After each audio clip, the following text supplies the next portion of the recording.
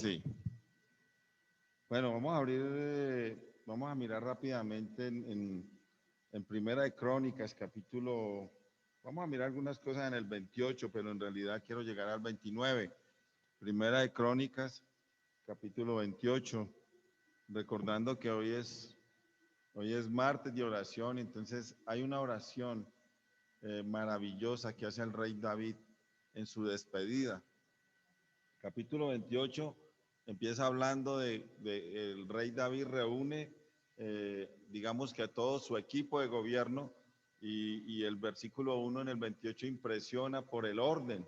Hay un orden estricto en el gobierno del rey David y sigue bajando en el versículo 2, comienza a hablarle al pueblo y les dice que él tiene un propósito de edificar casa para el Señor. En el versículo 3, él les dice que él ya no puede edificar la casa para el Señor porque Dios le dijo que no, porque era un hombre de guerra y porque había derramado mucha sangre.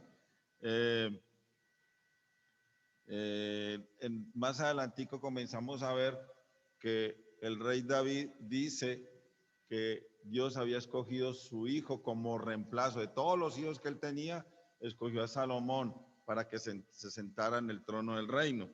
Él también nos sigue hablando en el versículo 6 que Dios le dijo a David que sería su hijo Salomón el que le edificaría casa a Dios.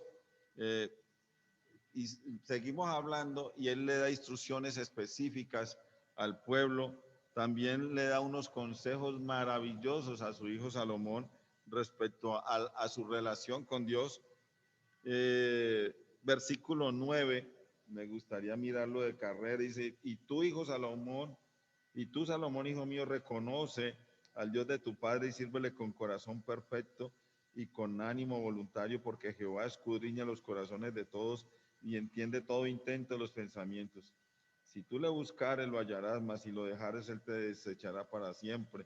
Y bueno, lo que uno puede ver es al rey David dándole testimonio, una enseñanza, una instrucción especial a su hijo respecto a su relación con Dios. Pasando al capítulo 29, perdón, del 11 al 18, David comienza a hablar de los planos, de todo lo que tenía, los planos especiales, todo lo que tenía para construir la casa a Jehová. Lo que más me impresiona y por qué cito esto, también él habla que él había recogido o iba a ofrendar oro, plata y muchas otras cosas para la edificación del templo. Cuando uno mira este capítulo 28, ve el orden, ve todo también, y uno dice, el rey David era muy ordenado, pero en realidad no era el rey David. En el capítulo 28, versículo 19 dice, todas estas cosas, dijo David, me fueron trazadas por la mano de Jehová, que me hizo entender todas las obras del diseño. Entonces, una de las cosas que me impresionan, porque esto da a entender la estrecha, la suprema relación de nuestro Padre Dios con el rey David. Es una relación que tenemos que imitar. Mirando, pasando al capítulo 29, en el versículo 5, el rey David, después de haber él ofrendado tantas cosas, le pide al pueblo que si ellos quieren hacer una ofrenda voluntaria para la construcción del templo, de la casa de Dios, pues maravillosamente el pueblo voluntariamente ofreció o ofrendó mejor para la construcción del templo. En el versículo 9, por ejemplo, dice, se alegró el pueblo por haber construido voluntariamente, porque de todo corazón ofrecieron a Jehová voluntariamente. A partir del versículo 10 empieza una oración. Hoy es martes de oración y esta oración es de las oraciones que me encanta pasar y volver a repasar y volverlas a leer, por lo que David dice, nuestro Dios. Dice, asimismo se alegró mucho el rey, versículo 10, el rey David, y bendijo a Jehová delante de toda la congregación, y dijo David, bendito seas tú, oh Jehová, Dios de Israel, nuestro Padre, desde el siglo y hasta el siglo. Ahora, en el versículo 11, que es como el centro de lo que quiero decir, vamos a encontrar una oración impresionante del rey David. Yo creo que es una oración con una, no sé qué calificativo darle, pero una tremenda exaltación a lo que Dios era para el rey David. Le reconoce, le hace un reconocimiento especial y comienza a decirle, por ejemplo, vamos a leer el versículo 11, dice, tuya es, oh Jehová, la magnificencia y el poder, la gloria, la victoria y el honor, porque todas las cosas que están en los cielos y en la tierra son tuyas. Tuyo, oh Jehová, es el reino y tú eres excelso sobre todos. Lo primero que encontramos es que el rey David tiene 7 expresiones o 7 palabras que exaltan totalmente lo que Dios es o que describen perfectamente a Dios. Ahora, este versículo resume, porque David le está diciendo, tuya es, Señor, tuya es tal cosa, tuyo es. O sea, él queda por fuera y esto también nos hace pensar que la humanidad queda por fuera de toda exaltación, de todo atributo, de cualquier cosa que queramos asumir que somos nosotros. No, todo es del Señor, todo es todo y bueno, sigamos. Voy a tratar de rápidamente hablar de cada palabra y entonces tuya es la magnificencia. La palabra magnificencia es de donde viene la palabra magnífico y esto nos habla de grandeza. La palabra en hebreo es gédula, pero el hecho importante es que esta grandeza nos habla de los hechos poderosos de Dios. Dios es poderoso en todo lo que hace y lo hemos comprobado tantas veces.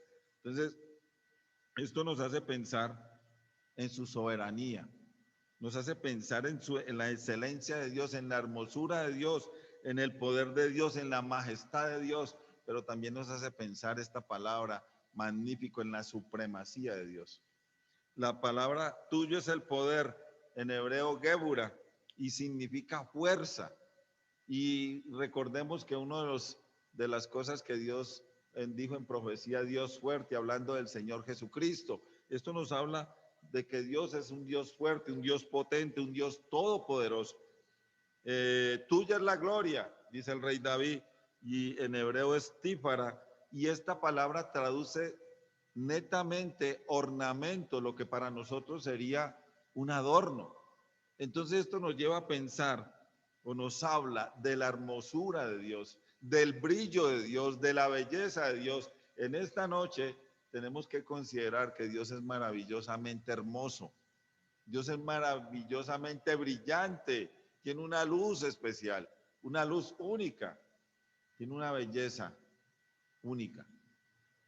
Tuya es la victoria y esta palabra nos habla netamente de meta o blanco y pienso que no es que los hombres tengan que alcanzar una meta o tengan que hacer un montón de cosas para alcanzar la meta de Dios, pero sí el hombre debe tener como meta agradar a Dios, adorar a Dios, seguir a Dios, apuntar netamente a Dios. Dios es donde debemos apuntar porque todo debe ser para Él. Tuyo es el honor. Y esta palabra nos habla también de grandeza. Al principio vimos la magnificencia que nos habla de grandeza, pero esta grandeza es muy especial porque esta grandeza nos habla de dignidad.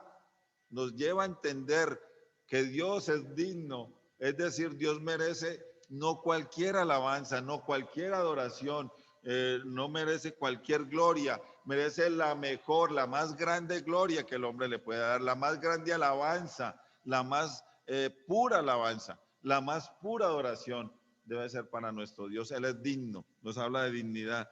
Tuyo, Jehová, es el reino y nos habla del dominio. Jehová domina, pero también nos apunta a nosotros los creyentes que nos espera ese reino. Lo acabamos de cantar ahorita en uno de los himnos.